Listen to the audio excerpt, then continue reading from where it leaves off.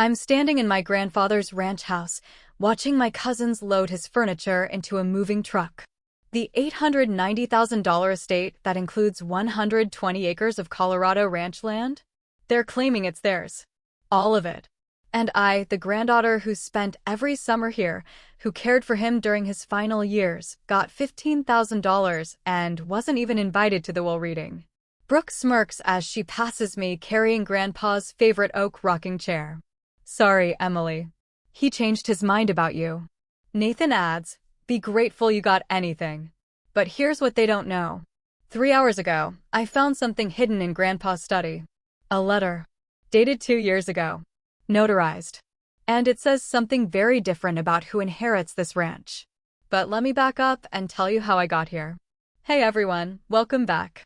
If this is your first time here, I share real stories of family betrayal and the satisfying justice that followed. If you've ever been the family caregiver while others stood by waiting for inheritance, you'll relate to this one. If you find this story valuable, I'd appreciate your support, a like, a comment, or joining this community for more stories like this. Share your own experience in the comments. I read every single one and your stories matter. Now, let's get into it. My name is Emily Patterson, though Grandpa James always called me Em or Little Rancher.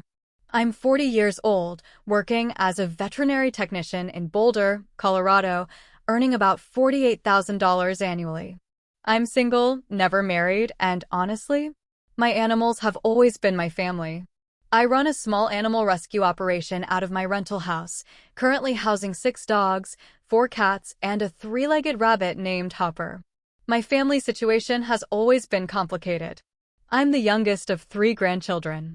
My cousins, Brooke Patterson, 43, and Nathan Patterson, 45, are what you'd call successful by traditional standards.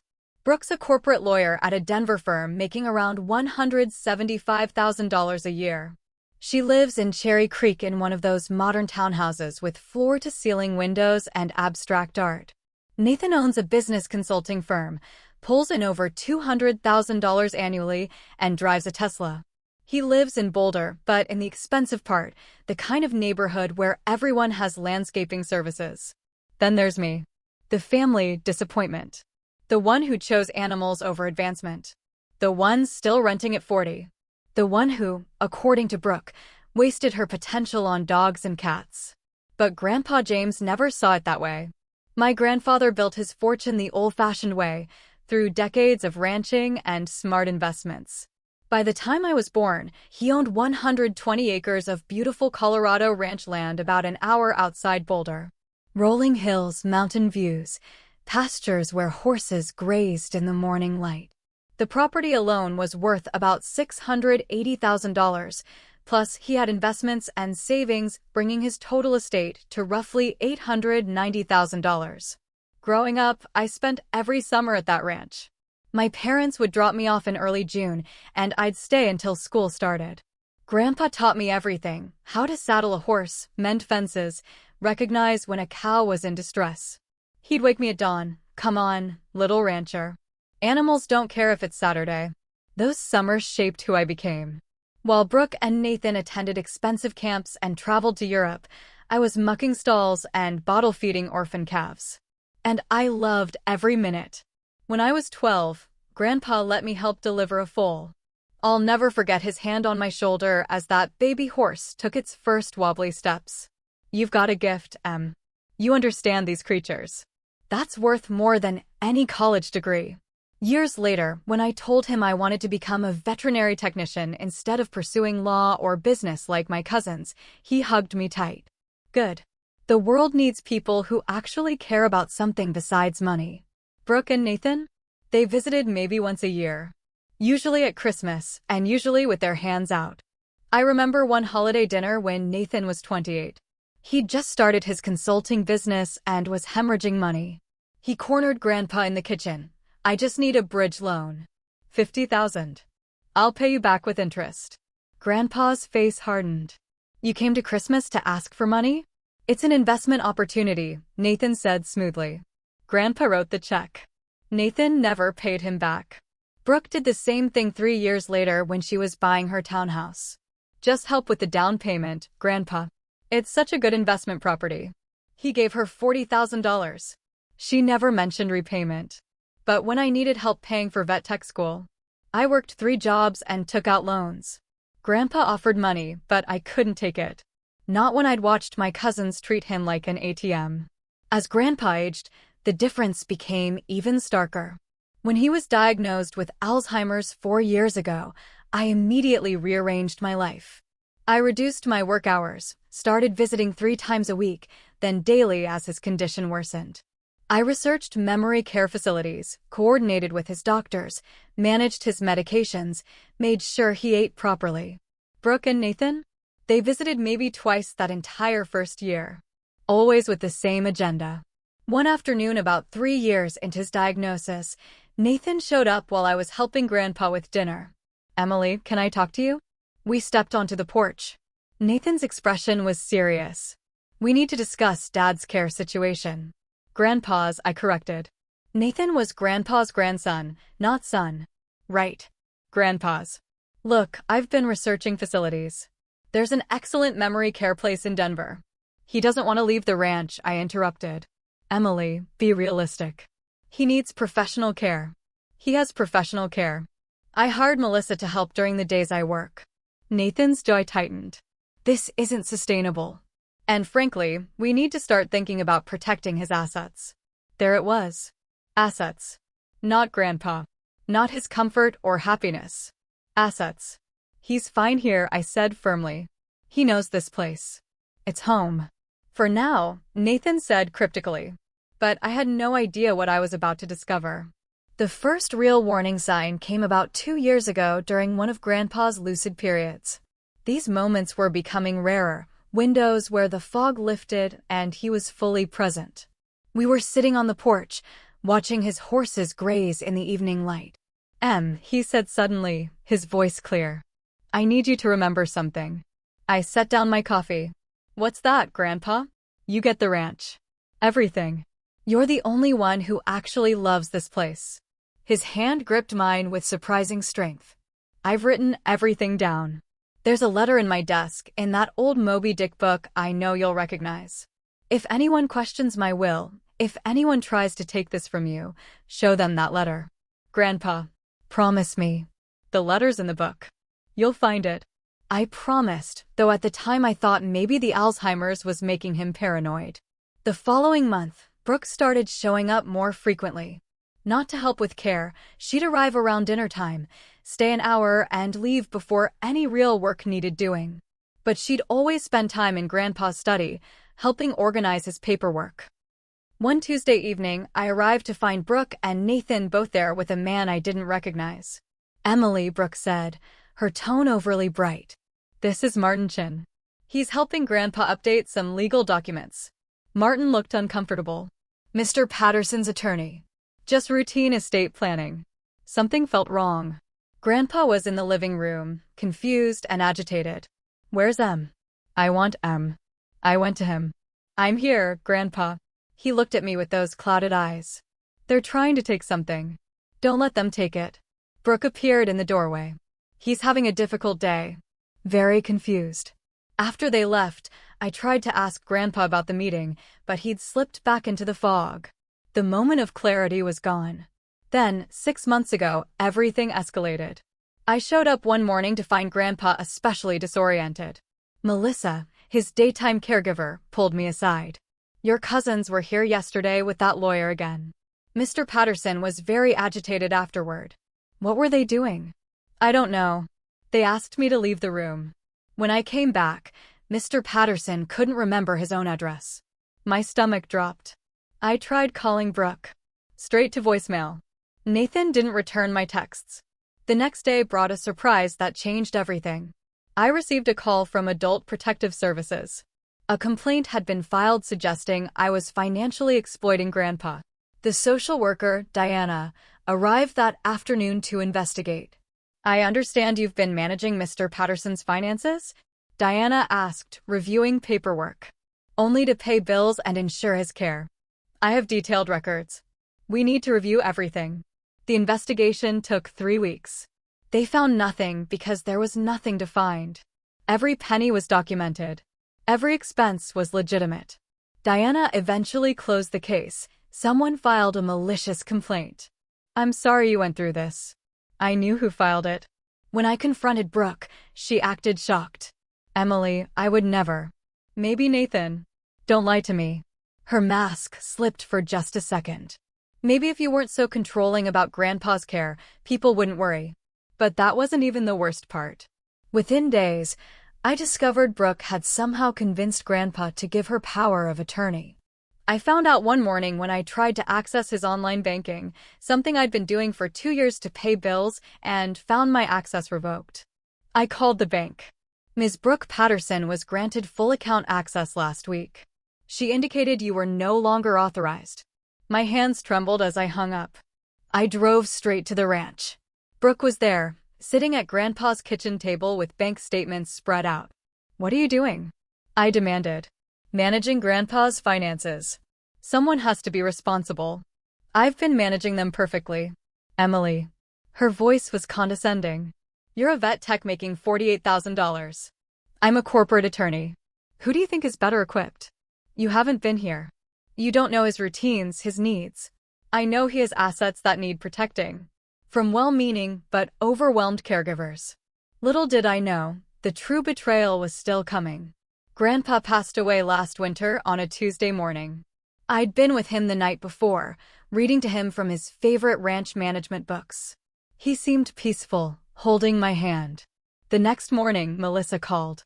Her voice cracked. "Emily, I'm so sorry." He went peacefully in his sleep. I drove to the ranch through tears, my heart shattered. This man who'd shaped my entire life, who'd believed in me when my own parents called my career choice foolish, he was gone. The funeral was 4 days later. Brooke and Nathan orchestrated everything, barely consulting me. "We've got it handled," Nathan said when I asked about arrangements. They chose a funeral home I'd never heard of, scheduled the service during my work hours, and created a program that barely mentioned my decades of caregiving. At the reception, I overheard Nathan on his phone. "The estate's substantial. We'll handle everything appropriately." A week passed. 2 weeks. I heard nothing about the will or estate settlement. Then I saw it, a Facebook post from Nathan's wife showing Brooke and Nathan dressed up, captioned, "Handling important family business today briefcase." I called Nathan immediately. "What family business?" "Oh, the will reading was today. Just routine stuff." My blood ran cold. I wasn't notified. "Emily, I'm sure you were. Check your emails." I checked. Nothing. "Nathan, what's going on?" He sighed, his tone patronizing. "Look, Grandpa's estate is complicated. We handled the legal stuff. You'll get your portion." "My portion?" "We'll be in touch." He hung up. What happened next made my blood run cold. I sat in my car outside the vet clinic for 20 minutes, trying to process. Finally, I called the law firm Nathan had mentioned at the funeral, Morgan and Associates. "Martin Chin, please." When he answered, I kept my voice steady. "Mr. Chin, this is Emily Patterson, James Patterson's granddaughter. I'd like to discuss my grandfather's will." There was a pause. "Miss Patterson, I was told you'd moved abroad and were unreachable." My hands gripped the steering wheel. "I live in Boulder. I've lived here for 15 years. "Who told you I moved?" "Your cousins assured me all beneficiaries had been notified. The will reading took place yesterday." "What does the will say?" Another pause. "I probably shouldn't discuss this over the phone." "Mr. Chin." "What does it say?" "Your grandfather's will, as updated 6 months ago, designates Brooke and Nathan Patterson as primary beneficiaries. You're to receive $15,000. They've agreed to split the remainder of the estate, which totals approximately $875,000 after expenses." The world tilted. 6 months ago? When he could barely remember his own name. "Miss Patterson, your grandfather came to my office with your cousins. He seemed clear about his intentions. He had severe Alzheimer's. He was incompetent. I witnessed the signing. He understood. I want copies of everything. The will, the medical assessments you should have done, everything." That evening, I drove to Grandpa's ranch. Brooke's BMW and Nathan's Tesla were parked in the driveway. Through the window, I could see them inside, sorting through Grandpa's belongings. I walked in without knocking. They looked up, startled. Brooke recovered first, her expression shifting to false sympathy. "Emily, we were going to call you. Were you?" Nathan set down a box. "Look, we know you're upset." "Upset?" My voice was ice. "You excluded me from my grandfather's will reading. You told his attorney I'd moved abroad. You stole my inheritance." Brooke's mask slipped. "Stole?" "Emily, Grandpa made his choice. Maybe if you'd actually had something to offer besides playing with animals." "I cared for him. For 4 years. Where were you?" "We were managing his affairs," Nathan said smoothly. "Making sure everything was handled properly. Grandpa realized we were better equipped to manage his legacy. You got your little inheritance. Be grateful." Something in me snapped. I remembered Grandpa's words. "There's a letter in the Moby Dick book." I pushed past them to Grandpa's study. The desk's locked drawer had been forced open, papers scattered everywhere. But I went to the bookshelf, scanning titles until I found it, Moby Dick, the old hardcover with the cracked spine. "Emily, you need to leave," Brooke said from the doorway. I pulled the book down. It felt heavier than it should. I opened it. The interior had been hollowed out. And inside, folded carefully, was an envelope addressed to Emily, my true heir. My hands shook as I unfolded the letter. The date was 2 years earlier, long before the Alzheimer's had taken hold. The handwriting was Grandpa's distinctive scrawl, each letter carefully formed. "To whom it may concern. I, James William Patterson, being of sound mind and body, write this letter to clarify my true intentions regarding my estate. Emily Patterson is my sole heir. She has earned this through love, dedication, and genuine care, not through greed or manipulation. She is the only grandchild who visited me without ulterior motives. She is the only one who truly loves this ranch and will preserve its legacy. If anyone contests this will or claims I changed my mind, they are lying. I have witnessed firsthand the greed of my other grandchildren. If I have signed any documents during periods of cognitive decline, they should be considered invalid. I trust Emily to find this letter if needed. The ranch, all property, all assets, they belong to her. Signed and witnessed this day in the presence of Dr. Sarah Chin and attorney Marcus Webb." Below were 2 signatures and notary stamps. Attached were medical records from Dr. Chin, his primary physician, with a note, "Patient James Patterson evaluated today. Mentally competent, no signs of cognitive impairment. Discussed estate planning, patient expressed clear, consistent wishes regarding granddaughter Emily as primary beneficiary." Also attached were medical notes from 6 months ago, around the time of the new will, documenting severe cognitive decline, disorientation, and inability to manage financial decisions. I looked up at Brooke and Nathan. Their faces had gone white. "You were saying?" I asked quietly. The next morning, I contacted the Colorado Bar Association for attorney referrals specializing in estate litigation. After 3 consultations, I hired Rachel Morrison, a probate attorney known for taking on elder abuse cases. Rachel's office was modest but professional. She reviewed the letter, the medical records, everything. "This is compelling," she said. The letter from a period of documented competency contrasted with medical evidence of incapacity during the later will signing, plus the deliberate exclusion from notifications. She looked up. "I'll need a $16,000 retainer. This could take months." I had about $22,000 in savings, my emergency fund, built slowly over years. I wrote the check. Over the following week, Rachel moved fast. We filed a petition to contest the recent will in probate court. We submitted James's letter, the medical records, sworn affidavits from Dr. Chin and Melissa about his cognitive state, and evidence that Brooke and Nathan had deliberately misled Martin Chin about my whereabouts. Then Rachel dug deeper. She subpoenaed Martin Chin's records. They revealed Brooke and Nathan had specifically requested he not contact me, claiming I'd moved to Australia for work and was difficult to reach. They'd provided a fake email address for me, one I'd never seen before. But Rachel found something even more damaging. She requested Grandpa's bank records for the past year. Buried in the statements were ATM withdrawals, $500 here, $700 there. Over 9 months, someone had withdrawn $28,000 in cash. These withdrawals started after your cousin got power of attorney, Rachel noted. The timing's suspicious. We contacted Melissa. She remembered. Ms. Brooke would show up, take Mr. Patterson's wallet and debit card, and leave. She said she was managing his spending. But he never spent much money. Rachel smiled grimly. That's financial exploitation of an elderly person. And it strengthens our undue influence argument. The response from Brooke and Nathan's attorney came 2 weeks later, a motion to dismiss, claiming the letter was invalid and that James's true final wishes were reflected in the recent will. Their attorney, Richard Sutton, was aggressive. Your client had 4 years to be named in a will. Mr. Patterson clearly changed his mind about her worthiness. Rachel didn't flinch. Mr. Patterson changed his mind during documented severe cognitive decline, while being accompanied by the same people who financially exploited him and deliberately excluded his primary caregiver from notifications. We have proof. Days later, Rachel called with news. I got the surveillance footage from the bank for those large withdrawals. It's your cousin Brooke, making the withdrawals herself. Can we use that? Oh, we're absolutely using that. 2 weeks later, Brooke's attorney requested a settlement meeting. Rachel and I agreed. The meeting was scheduled for the following Tuesday at a neutral attorney's office in downtown Denver.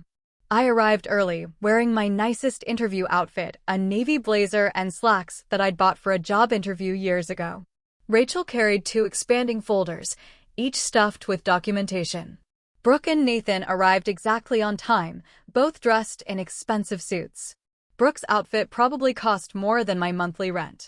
Their attorney, Richard, had that polished look of someone who wins often and expects to win today. We sat across a conference table, us on one side, them on the other. Richard opened his briefcase. Let's be reasonable. Your client received a generous bequest. $15,000 is hardly. My client received a fraction of what her grandfather intended, Rachel interrupted. While your clients manipulated a cognitively impaired elderly man and stole nearly $30,000. Brooke's face flushed. That's a lie. Is it? Rachel slid a folder across the table. Surveillance footage from First Colorado Bank. 27 withdrawals over 9 months, totaling $28,000. Every single one made by you, Ms. Patterson. Richard opened the folder. His expression shifted. Rachel wasn't finished. She produced the medical records. Dr. Chen's evaluation from 2 years ago, confirming James Patterson's mental competency when he wrote his letter naming Emily as sole heir. She laid out another document. Dr. Chen's notes from 6 months ago, describing severe cognitive impairment, disorientation, and inability to make financial decisions, the exact time period when you had him sign the new will. Nathan leaned forward. People change their minds. People with severe Alzheimer's don't suddenly decide to disinherit their primary caregiver and name the grandchildren who ignored them for decades, Rachel said sharply. That's called undue influence. She slid across another document. Sworn affidavit from Melissa Rodriguez, Mr. Patterson's caregiver, describing how your clients requested she leave the room during their attorney's visits. Describing how Mr. Patterson was agitated and confused afterward. Describing Ms. Brooke Patterson regularly taking his wallet and debit card. Brooke's hands gripped the table edge, knuckles white. We were helping him. You were exploiting him. Rachel's voice was steel. And you deliberately excluded Emily from notifications, telling Martin Chin she'd moved abroad. She produced email screenshots. You gave him a fake email address for her. You blocked her from the will reading. You systematically isolated his primary caregiver while manipulating a man with dementia. The room was silent except for the hum of the air conditioning. Rachel played her final card. Before we discuss settlement, I think everyone should hear this. She pressed play on her laptop. Grandpa's voice filled the room, a recording from one of his lucid moments about 18 months ago. Melissa had captured it on her phone during one of her shifts. Em's the only one who cares, Grandpa said, his voice clear. Brooke and Nathan only call when they want money. They don't love this place. They'll sell it the second I'm gone. She understands. The ranch goes to M. Everything goes to M. Melissa's voice. Are you sure, Mr. Patterson? I've never been more sure of anything. I've written it down. Letters in my desk. M's the only real family I have left. When the recording ended, Brooke's face had gone from red to white. Nathan stared at the table. Richard cleared his throat. We'd like a moment to confer with our clients. They stepped into the hallway. Through the glass wall, I could see animated discussion. Brooke looked furious. Nathan kept shaking his head. 20 minutes later, they returned. Richard's expression was carefully neutral. My clients are prepared to discuss settlement terms. Rachel leaned back. The will dated 6 months ago is invalid due to lack of testamentary capacity and undue influence. James Patterson's letter, written during a documented period of clear mental capacity, along with the recording and witness testimony, establishes his true intent. Emily Patterson is the rightful heir to the entire estate. We could fight this in court, Richard began. You could, Rachel agreed. And I'll introduce evidence of financial exploitation, elder abuse, and fraud. The district attorney is very interested in cases involving the financial abuse of dementia patients. Very interested. Brooke's voice was barely a whisper. What do you want? Rachel's voice was cold. Emily receives the entire estate as her grandfather intended. You return the $28,000 you stole, plus Emily's $16,000 in legal fees. You sign documents agreeing you will never contest this will or make any claims against the estate. And you stay away from the ranch permanently. Nathan finally spoke. And if we agree, we won't pursue criminal charges for financial exploitation. 48 hours later, we received the settlement agreement. Brooke and Nathan agreed to every single term. The deed to the ranch, the bank accounts, the investments, all transferred to my name. The will from 6 months ago was declared invalid. All legal fees paid by Brooke and Nathan. The $28,000 repaid with interest. But the sweetest part came a week after that. I received a call from Martin Chin, the attorney who'd helped them. Miss Patterson, I owe you an apology. I should have insisted on independent medical evaluation before allowing that will change. I've reported myself to the State Bar Ethics Committee and offered to testify on your behalf if needed. Brooke and Nathan faced investigation by Adult Protective Services for financial exploitation. Their attorney, Richard, quietly settled the ethics complaint against him for failing to properly verify testamentary capacity.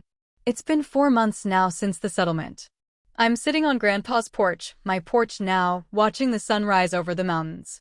The ranch looks exactly as he left it, except for the new sign I had installed at the entrance, Patterson Ranch Animal Sanctuary, in memory of James Patterson.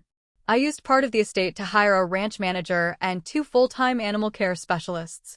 We've already taken in 12 horses rescued from neglect situations, plus rotating populations of dogs, cats, and farm animals needing rehabilitation. The sanctuary's nonprofit status means Grandpa's legacy will continue helping animals forever. These days, Mom's comfortable in the ranch's renovated guest house. She admitted, months after the settlement, that Brooke had pressured her to stay quiet about the will situation. I should have stood up for you. I'm sorry. I've forgiven her. Family's complicated. Brooke lost her position at the law firm, not officially for the estate situation, but the ethics investigation didn't help her partnership track. She's now at a smaller firm making considerably less. Nathan's consulting business took a hit when word spread about the elder abuse investigation. Turns out wealthy clients don't like working with people who exploit their own family. They're not welcome here. Ever. I had no trespassing signs posted at every entrance with their names specifically listed. The irony isn't lost on me. They spent decades positioning themselves as the successful ones. The ones who made smart choices. The ones who deserved everything. And in the end, their greed cost them the very thing they wanted most. Meanwhile, I'm exactly where I'm supposed to be. Running an animal sanctuary on land that's been in our family for decades. Doing work that matters. Honoring Grandpa's memory every single day. His letter saved everything exactly as he promised. Truth written in his own hand defeated their lies. The truth is, I didn't do this for revenge. I did it because Grandpa trusted me to protect his legacy. Because he knew I'd fight for what mattered, not the money, but the land, the animals, the purpose. But I won't lie, watching their perfect facades crumble because of their own greed felt satisfying. Sometimes justice needs a little help from notarized letters and surveillance footage. So that's my story. Sometimes the best inheritance isn't money, it's knowing someone believed in you enough to leave you their legacy in writing. If this story resonated with you, I'd be grateful for your support, whether that's a like, a comment, or joining this community for more stories. Drop a comment below. Have you ever been the family caregiver while others stood by waiting for inheritance? I'd love to hear your experiences. And if you're dealing with something similar right now, document everything. Get letters in writing when your loved one is still lucid. Keep records. You're not powerless. Thanks for watching, and I'll see you in the next video. Take care.